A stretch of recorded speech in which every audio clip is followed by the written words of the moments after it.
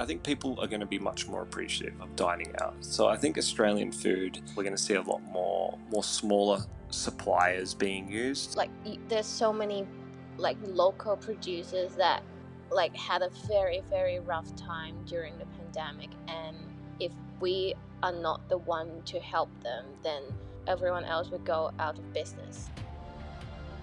This is the Deep in the Weeds podcast. I'm Anthony Huckstep. A sense of identity means a lot in the hospitality industry. Chefs, sommeliers, restaurateurs, waiters, they all trade on their identity, their creative flair, their unique offering. But amongst the daily throes of ensuring guest satisfaction and business viability, capturing and celebrating that identity in its best form is difficult. Has the pandemic allowed the opportunity to reset and execute everything we do in the manner that showcases our very best talents? Dorothy Lee and Jarrod Walsh are the owners of Hartsyard in Newtown, Sydney. Dorothy, Jarrod, how are you going? Very well. Good. Thanks for joining us. You guys are up and coming young talents, and you're running your first restaurant ever. Yeah. You've had a hell of a first year. Oh, yeah. Yeah, we're paddling through still. How long did you have the restaurant for before the pandemic landed? It was just on 12 months, pretty much. Yeah, finally hit 12 months and we're like, we have this. And then pandemic.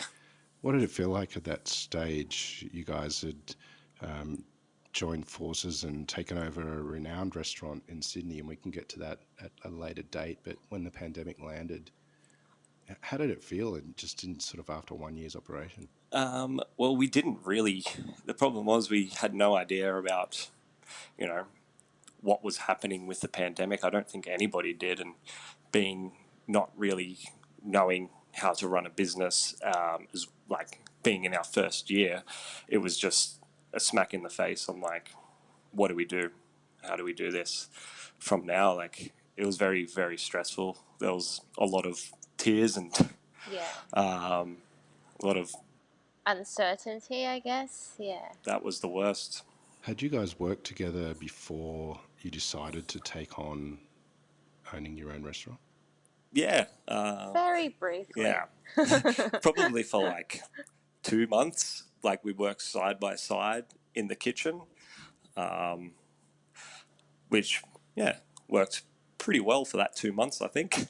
Yeah. I mean, we never, there's no dramas. Like, if we work together, there's no dramas. Like, I think a lot of people will be like, oh, how are you guys going? But, I don't think we'll ever end up being in a fight or anything, because we're both really easy. If we're in the kitchen together, then maybe it's a different story.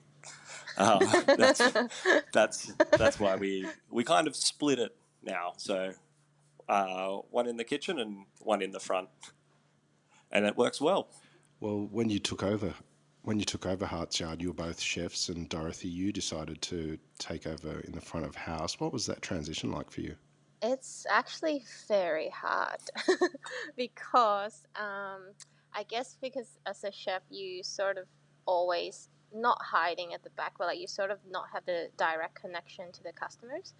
While if I move to the front, then I'm constantly talking to people, and if it's your restaurant as well, it feels a little bit more intimidating as well, because people sort of know who you are and stuff. But I mean, I really enjoyed it, but definitely it was very hard for the first couple months, because I need to adjust a lot of things about myself, how I talk to people and stuff. So yeah, it's quite interesting. In regards to writing a menu, given that you're both chefs, Jarrod, do you take control of that side of things now, or is there still a collaboration given Dorothy's background? It's still very much a collaboration. We're quite open when we're writing menus, especially with our staff as well. But pretty much Dorothy puts a lot of her cultural background from Hong Kong into the menu as well. It's a very big collaboration with the menu, I'd say. Just a little early, we mentioned that you're a year old when the pandemic landed. What was it like during that time? You had the lockdown and you had to deal with the ramifications of that. Jarrod, what did you do to get through that time and make sure revenue came in? Well, we were a bit shocked at the start. So we're like, what do we do? So we, instead of jumping into something that we didn't know what to do, we went fishing down on the south coast, and we had a holiday. And it's not the best time for a holiday, of course, but we needed it. So and then we had a bit of a reflection, and we're like, you know what, we don't have a choice. It's either it's either we close and then that's it, like we have bills to pay, or we have to open and just keep battling on. We just thought of it like kind of going to war, I guess. So we're like, takeaway is the only option, and then we have to just drive takeaway and do everything we can to keep keep the business afloat.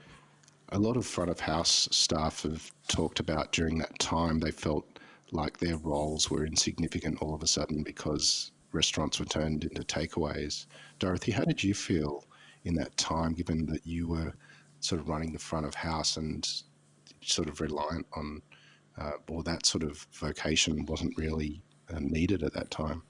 Yeah, so I guess it's a lot different because you are so used to smiling at people and stuff. You're so used to spending 2 hours at a table, looking after these customers, and then all of a sudden, you're down to some days. If you're lucky, you get a lot of people that actually come in here and get takeaway from you guys. But since we partner with a like takeaway company, so most days is literally just delivery driver. So you're definitely missing the connection about like customers and people. And like one of the staff that we had was like saying how much she misses like talking to people and stuff. And it's, I think that's the most significant change to front of house staff, is that you you really do miss the connection that you create, like even if it's just serving people 2 hours like for their meal, like just looking after them and stuff. Jarrod, you mentioned that you guys went away and did some fishing. What was that period of time like when you were away? What A lot of people have talked about this was a chance to reset. What sort of happened with you guys during that time?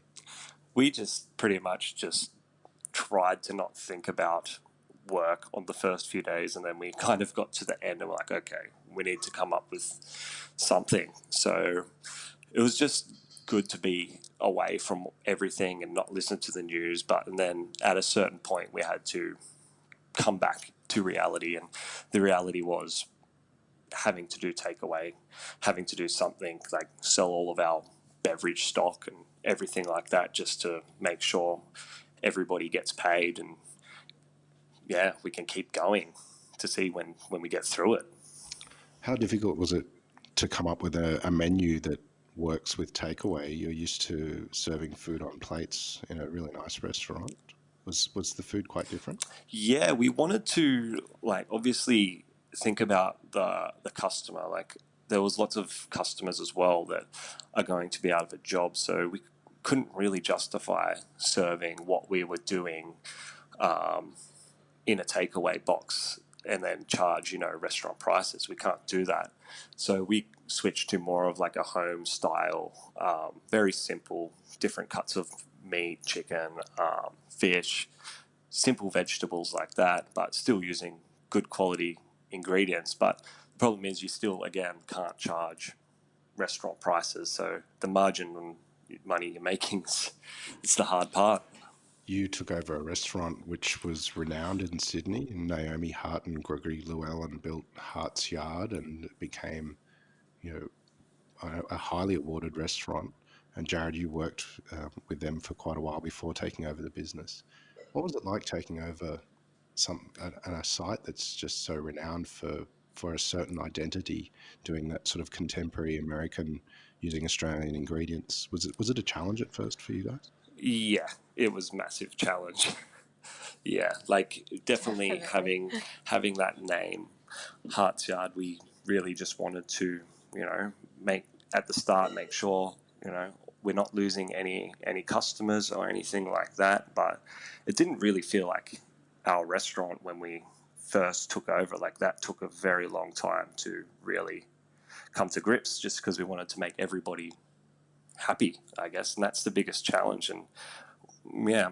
And also, yeah, and also like because I don't know if you know, but I also worked for Gregory for like 2.5 years as well, and I think the reason why we want to take this is because nobody was ready to see this go, and then like it gave us so much memory, like me and Jarrod, like we've worked here, we've been the customers here, and we've lived in Inner West. Especially me, I've lived in Inner West for most of my lives, and it's such a like we just don't want to see this place go. So I think like it's definitely a challenge because we weren't ready yet, and like how are we gonna expect the customers to be ready? But I guess as time goes by and we have more an idea of what direction and style that we want to take, it feels a lot more like us now.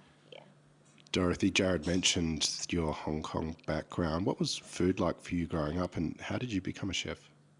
Oh, food is literally whatever that mom can find in the markets because it's a thing in Hong Kong where you just shop in the local market every day. So I was very, very lucky. Like if mom like wants to buy a fish, then I get fish and get live chicken. You get beef, like pretty much everything. Yeah, and the reason why I become a chef was I actually fell in love making pastry when I was in my uni in my early 20s. But I guess like it's hard to find a pastry chef job at that time, so I ended up whatever job that I hired, they ended up just pushing me to the grill and hot section and larder, and I actually really liked it. So I just ended up being like, I just ended up like forgetting everything about pastry and just started cooking. But yeah, that's about it, and it makes you happy, obviously. Like, Jarrod, you've been cooking for a while too. You're still a young man, but you've been around for a little while. How did you get started in food? I was terrible at school. Like I hated it. Didn't want to be there and couldn't do maths or spelling or anything like that. And the only thing I was good at was food tech. And in year 10 there, my careers advisor said, I think it's best you leave school and probably we'll find you a career cooking. And at that time, my brother-in-law, he's also a very good chef. And he's from the US, and we went on holidays there, and he took me under his wing and kind of showed me, like, when I'm like a 13-year-old, I didn't know anything, but I thought it was so cool. And then, yeah, time progressed and ended up starting my apprenticeship in Port Macquarie, which was pretty interesting times. And yeah, and then eventually I really just fell in love with it, everything about it at a young age. And I wanted to be better than my brother-in-law because we're super competitive. So What's been some of the main influences on your careers so far? mine would definitely be working with Greg for a bit. He's such a lovely guy to work with, and worked with Clayton Wells for a bit, and the way that he approaches food is just next level. Really, really changes your outlook. Yeah, definitely them two have a massive influence. Dorothy, what's influenced you? for me, I think at the beginning that really like have a little spark in my career was the time that I worked at Miss G's because it's the first Asian restaurant that I ever worked at, and it sort of just let me connect with my heritage and like let me connect with the dishes that I had growing up. But then I was like, oh, but I can just make some twists. I can just find a new technique to serve it to the customers. And then I think moving forward, like career wise, was definitely Paul and Kylie from Momo because of how the fundamental concept of telling a story, culture, and history about Caribbean food there just made me realize it is this the biggest impact in my career because like it made me realize that if I want to make this as my career, like it is very important to tell something meaningful and show people like come through the door every day that this is what you believe in. And I think that's definitely my biggest influence for sure. Well, Paul Yeah. Carmichael and Clayton Wells are two extraordinary influences on our culinary landscape. Oh, And 100%. Yep. can you tell us about what you guys are doing there? What's a couple of dishes you can tell us about on the plate that talks about what Hartsyard is now that it is your identity? Yeah.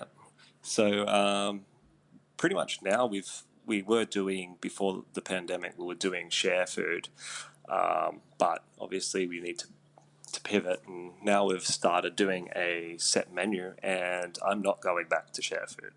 I'm sticking with set menu, and I think, Wow. yeah, it's so much fun, and definitely works much better for what we're doing now and what we want to achieve.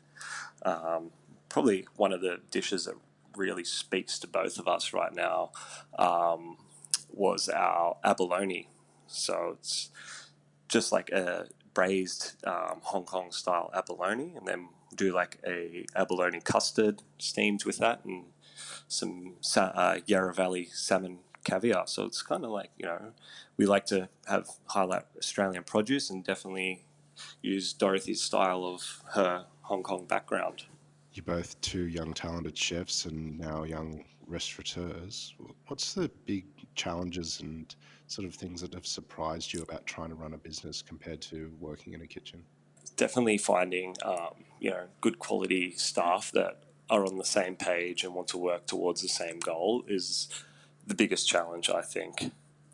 And just building the team is everything. Yeah, but I find it quite rewarding now, like especially after COVID. People are a bit more appreciative of having a job and stuff, that you can really make an influence on, like every single of one of our staff is like represents us in a way. So I feel like it's really good that you can make some influence on the way that they approach a job or the way that they see hospitality, especially for front of house, because it's not a very sustainable industry. Not a lot of people stay, not a lot of people last. So I think it's sort of rewarding after COVID for me to make make our staff realize that it is like this is what we want to do, and we're so happy that you're on board, sort of thing. It's been a pretty crazy time Yeah. for everyone in the industry, and restaurants are renowned for low profit margins. And I think the latest figures are about 80% of restaurants fail within the first 2 years, irrelevant of a pandemic. What's it been like for you guys in your first year? You get a pandemic and have to change your model, and what's the landscape looking like?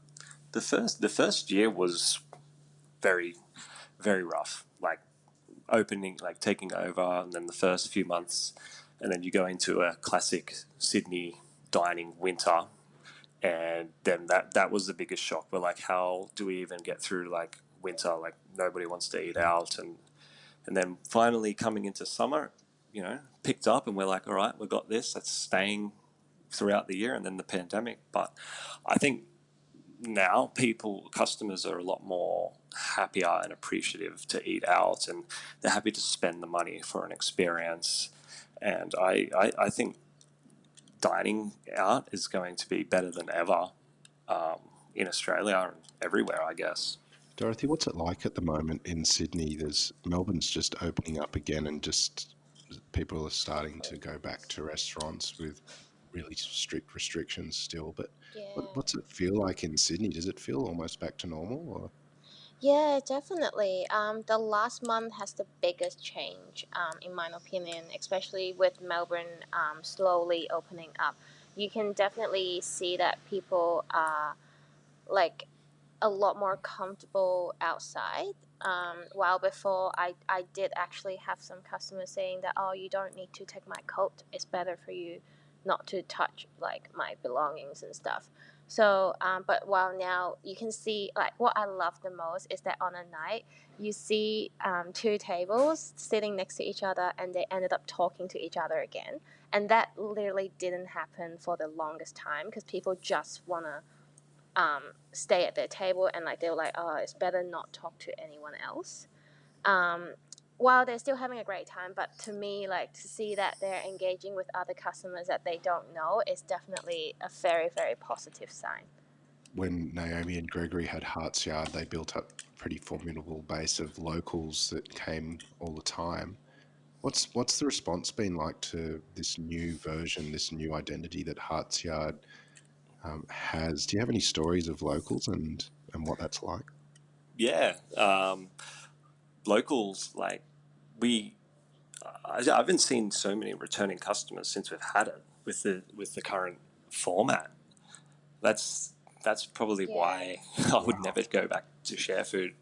For us, it doesn't. I don't think it suits the style that we are doing right now and what we want to do. But we've had customers come back probably 4 or 5 times since we've started, and we try to, every single time we have a returning customer or local, change the menu, so just tweak it for them so it's different, so they don't have to have the same thing every time they want to come back. But the response has been fantastic, I think.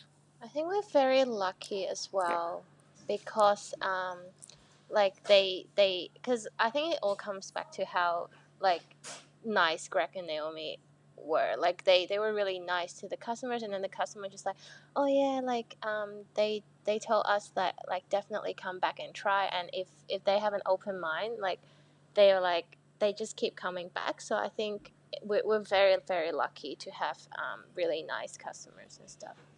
We've spoken to a lot of people on this series that have moved to a tasting menu or a set menu type situation to get through the tough period of the pandemic, but many of them are keep holding on to them. What's the benefits from a business side of things to having a set menu like that? It's definitely the budgeting. So you can see really exactly how many customers you're going to be doing a week, and then you can really plan out, how much food you need. So there's absolutely zero wastage. It's very easy to budget. And for front of house, I guess my biggest advantage of doing a set menu is that it's so much easier to build a team because it's the same thing every day that you do, and you can do it really well, and you don't need to worry about what are they gonna have next. Instead of worrying that, you can really spend your time like looking after the customers and stuff. So You mentioned earlier that this was a time that you guys could reflect and steer the restaurant into a direction that you guys want it to go in. What has it been like personally for you? Do you see your careers in a new light and your own lives?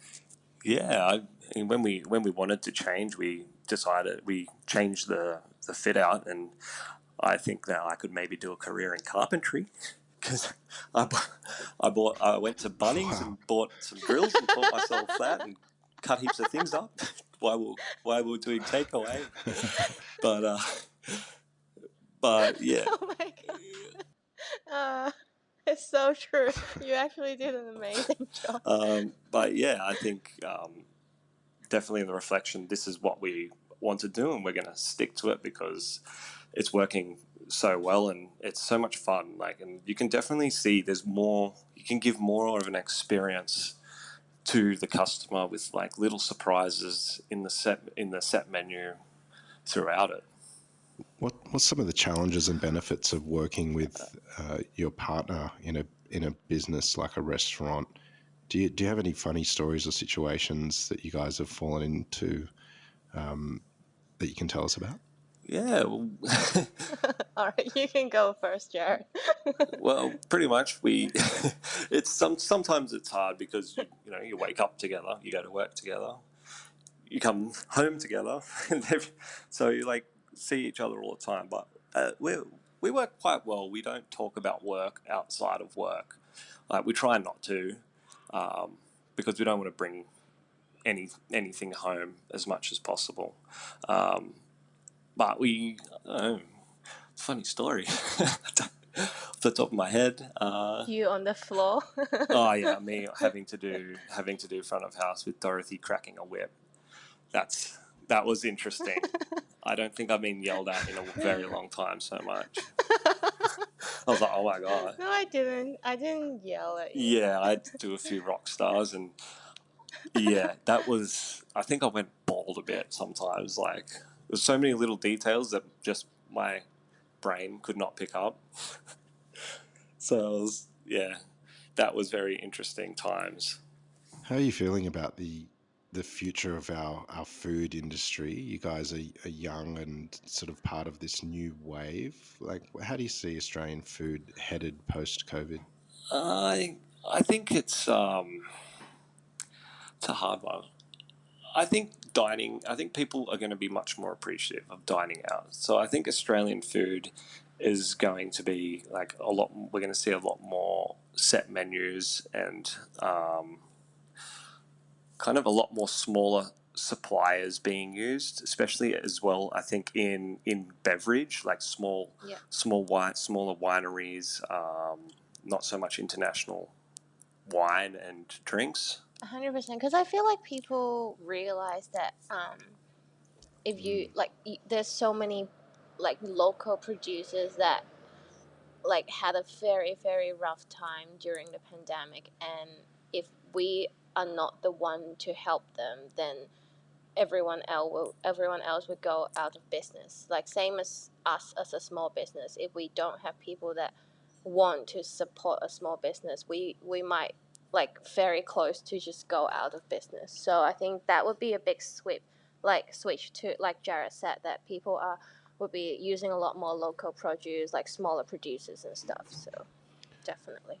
With the benefit of hindsight, now you guys are more than a year and a half old as a restaurant. Is there some things that you do differently now that you are involved so much in running a restaurant when you first got started?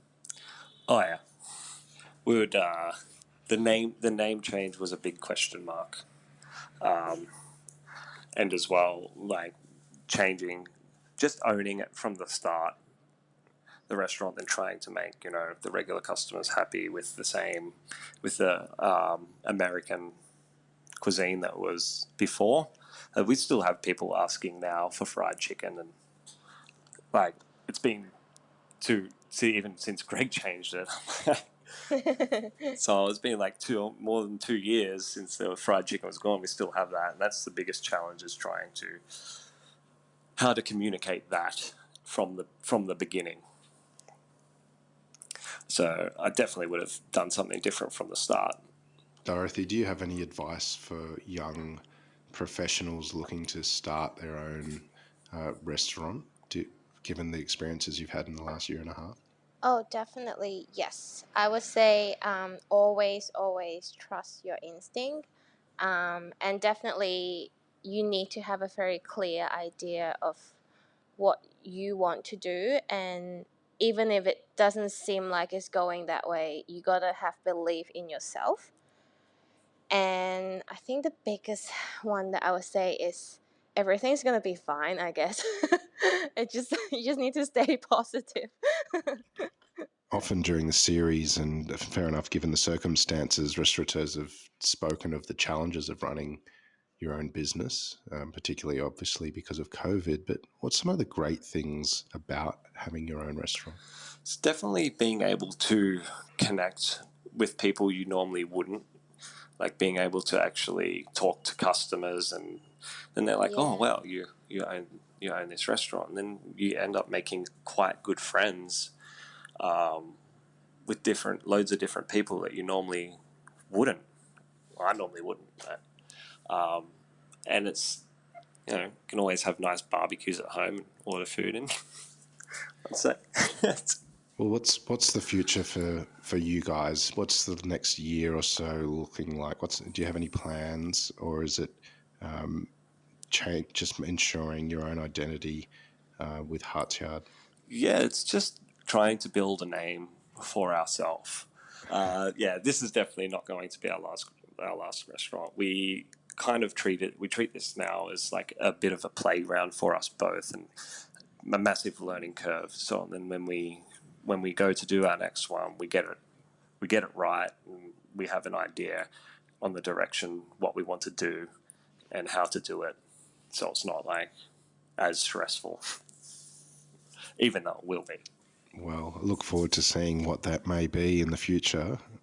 Dorothy and Jarrod, Yeah. we've loved having you on Deep in the Weeds. Please keep in touch and we'll talk again soon. Sounds great. Thank you for having us. Thank you. This is the Deep in the Weeds podcast. I'm Anthony Huckstep. Stay tuned as we share the stories of Australia's hospo community, suppliers and producers in search of hope during this pandemic. Special thanks to executive producer Rob Locke for making this all happen.